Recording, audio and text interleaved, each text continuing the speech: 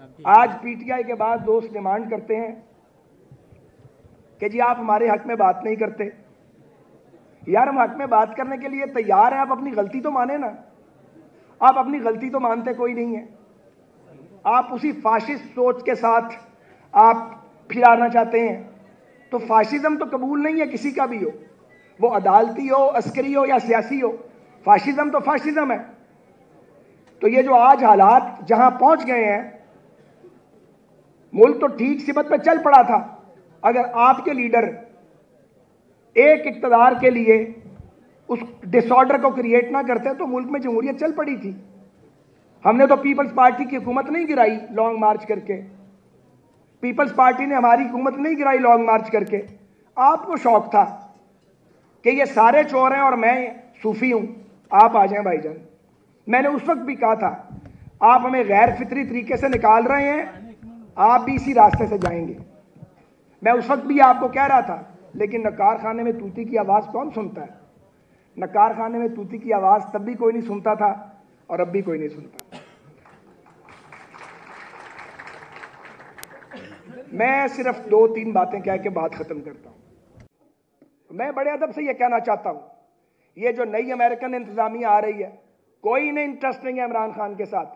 उनका इंटरेस्ट वही है जो अमरीकी इस्तेमार का इंटरेस्ट है। पाकिस्तान का बैलिस्टिक मिसाइल प्रोग्राम और पाकिस्तान एक इंटैक्ट रियासत के तौर पे।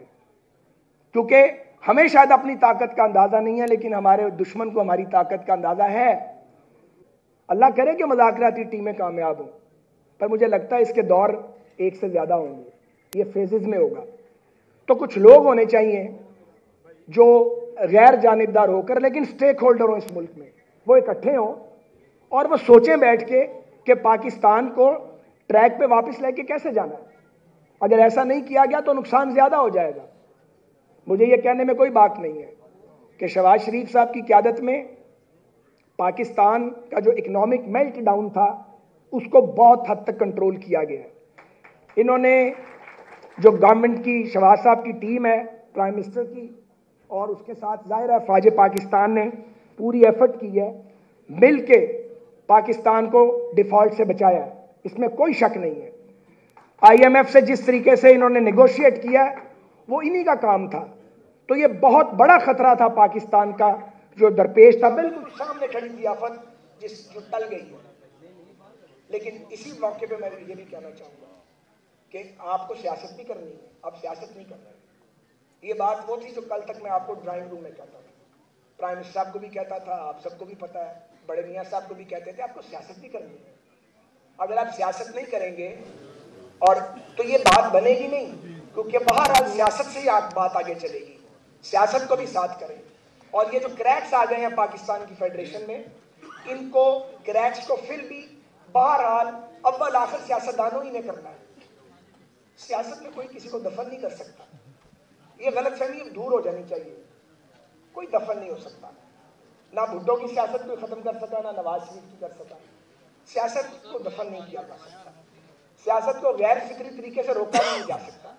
आप जोर लगा सकते हैं, आप वसाइल खर्च कर सकते हैं, आप अपनी एनर्जी ज़ाया कर सकते हैं, लेकिन आप उसके नताइज नहीं ले सकते।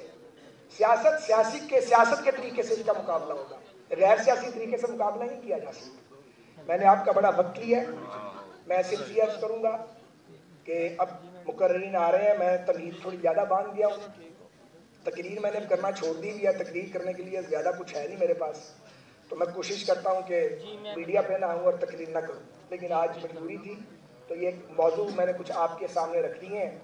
मुझे यकीन है कि बहुत काबिल शख्सियतें यहाँ मौजूद हैं और वो काबिल शख्सियतें इंशाअल्लाह ताला यहाँ आके इस मौजू पर बात भी करेंगी और इसी हवाले से वो अपनी राय का इज़हार भी करेंगी और हमारी रहनुमाई फरमाएंगी।